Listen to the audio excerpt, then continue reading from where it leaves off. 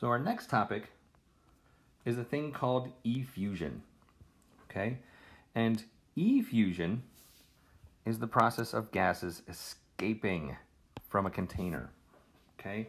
So it's very much like anybody that's ever had a helium balloon and that you've kept over time, and when you first get your helium balloon, it wants to fly away. It's very nice and full and buoyant.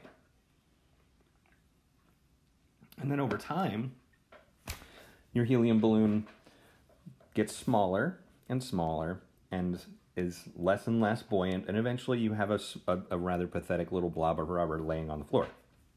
Okay? That's because the molecules are able to find small holes in the rubber. Okay? The molecules are teeny, teeny, teeny, tiny.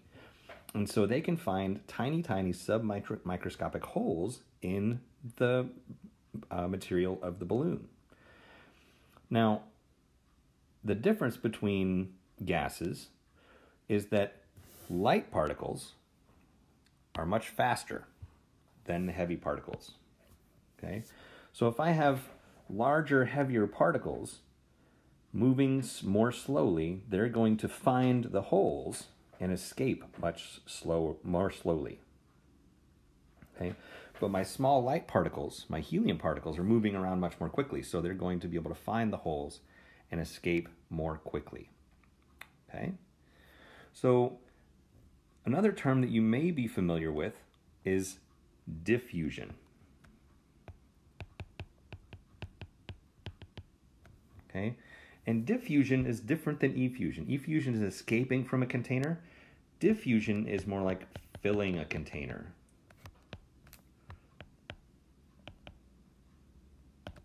Okay?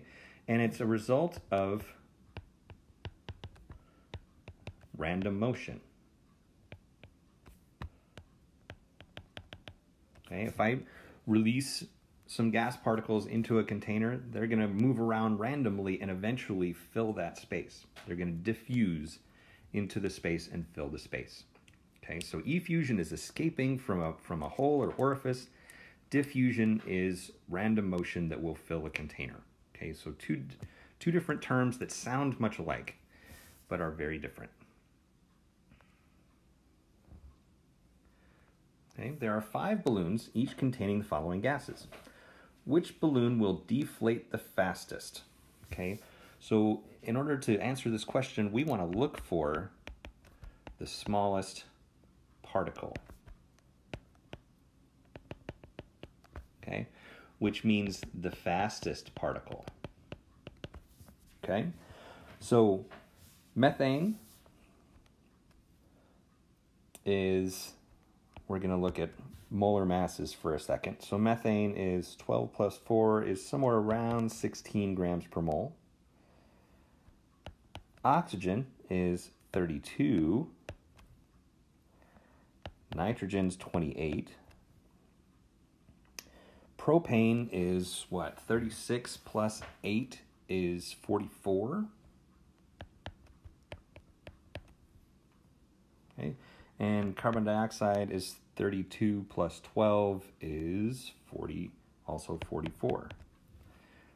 Okay, and that's all, these are all grams per mole, roughly. Okay, just estimating. Right, so the smallest is the fastest, and that means methane. Okay, so now the moment you've all been waiting for is the chance to use gas laws to do stoichiometry. Okay, and remember, the important part of stoichiometry is right here in the middle of all of it, mole ratio.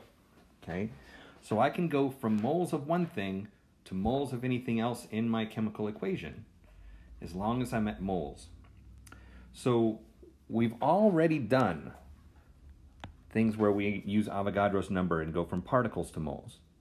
And we've also already done converting of grams to moles. So now that you're so good with gas laws, we have the ability to use gas information to get moles. And then once we do the mole ratio, we get to the other side of the mole bridge, and we can use all 3 of those things if we need to get to other pieces of information. Okay, so we're really asking you to start combining things that you know now, raising the level of complexity by quite a bit. Okay.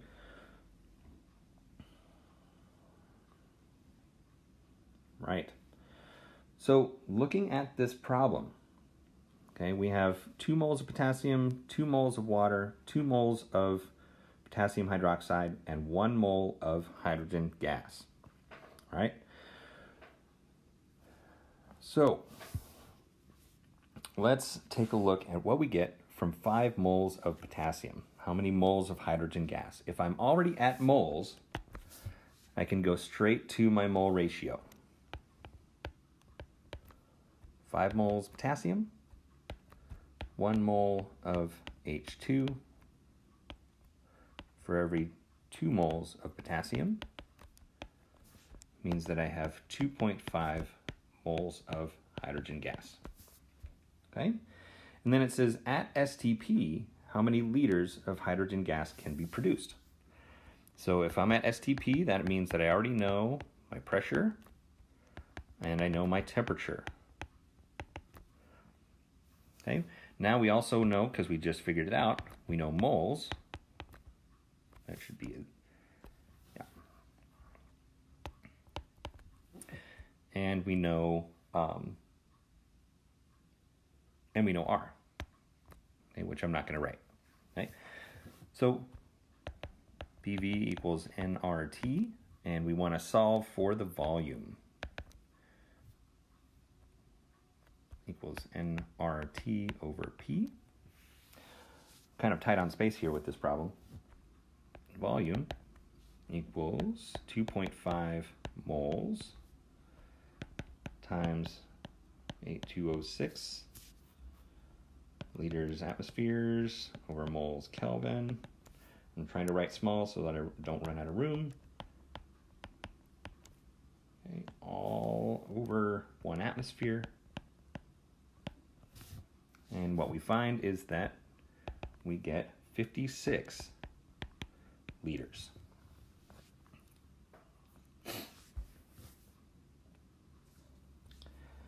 All right, question 41. This is all about strategy. So what strategy will we use to find the grams of water that can be formed from 45 moles of HF? Right? So if I have moles of HF, I can go straight to moles of water. Right? So the only answer of its type is this one. So if I have moles, I can go to moles of water, and then I can easily use grams per mole to get grams.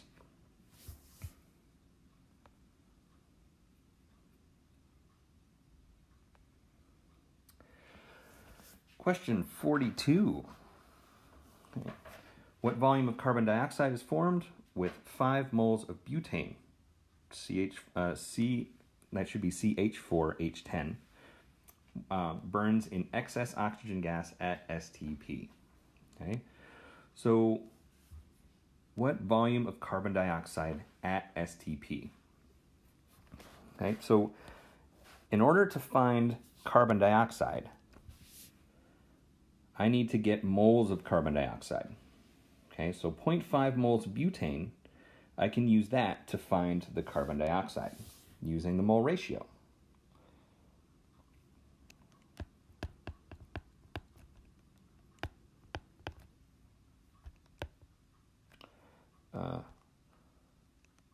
CH4, oh, excuse me, that actually is correct. C4H10, and we're going to get a little sloppy here. It's 8 moles of CO2, getting a little crazy going over the top.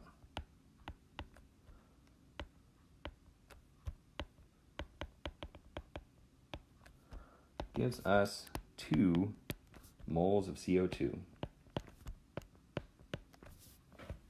Okay. The important thing about stoichiometry is that it's exactly the same as the first time that we learned it. Okay. If I have moles of one thing, I can find moles of anything else with the mole ratio. Okay. So now I've got moles of CO2 I have pressure. We're told that it's STP, so I know that it's 1 atmosphere, and I know the temperature because we're told that it's STP. And our thing that we want to find is the volume, okay? And we know R. All right, so volume equals, rearrange it, the ideal gas equation, volume equals nRT over P. So I have 2 moles times 0.8206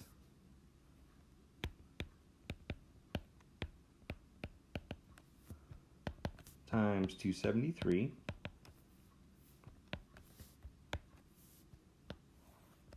all over 1 atmosphere equals 44.8 liters.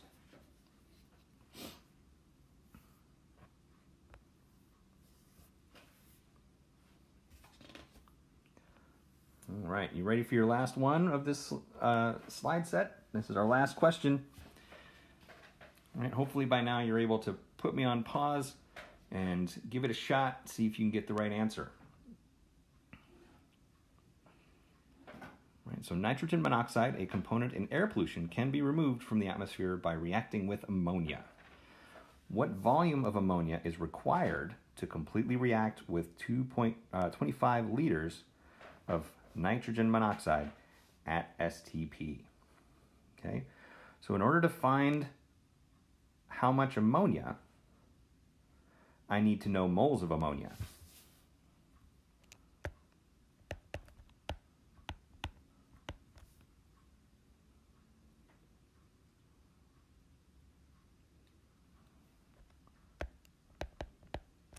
Okay, so in order to find moles of ammonia, I need to know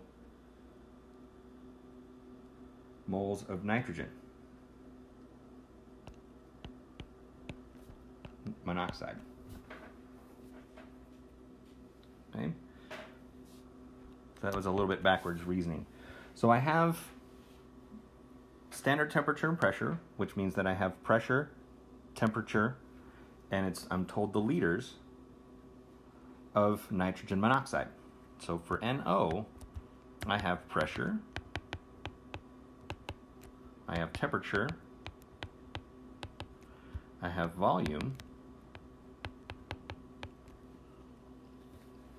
I have R, and I need to find N. Okay.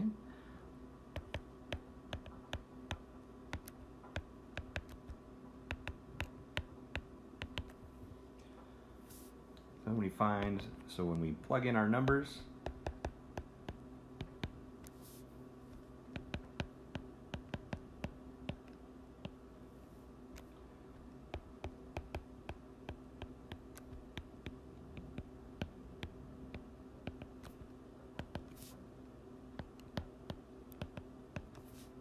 okay, we'll find that we have 1.116 moles of nitrogen monoxide, tracking it to 3rd sig fig. Okay, so now that I know moles of nitrogen monoxide, I can find moles of ammonia. So 1.116 moles of NO. I'm going to use the mole ratio. So I've got 6 NOs and 4 NH3s.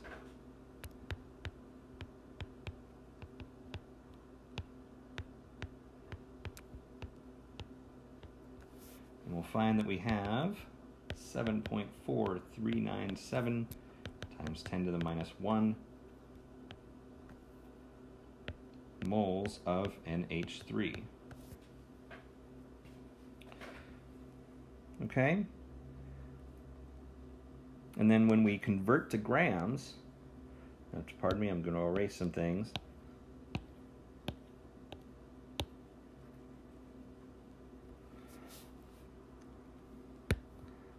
(7.4397) tracking at the 3rd sig fig times 10 to the minus 1 moles of NH3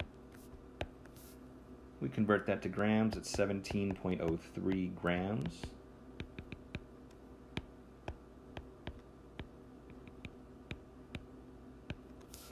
And in the end, the moral of the story, children, is 12.7 grams of NH3. Okay, so I hope you are able to take this in some chunks, and I hope that it is useful, and I hope that it allows you to do well on the homework, which is due soon. So good luck, stay safe, and have a good night.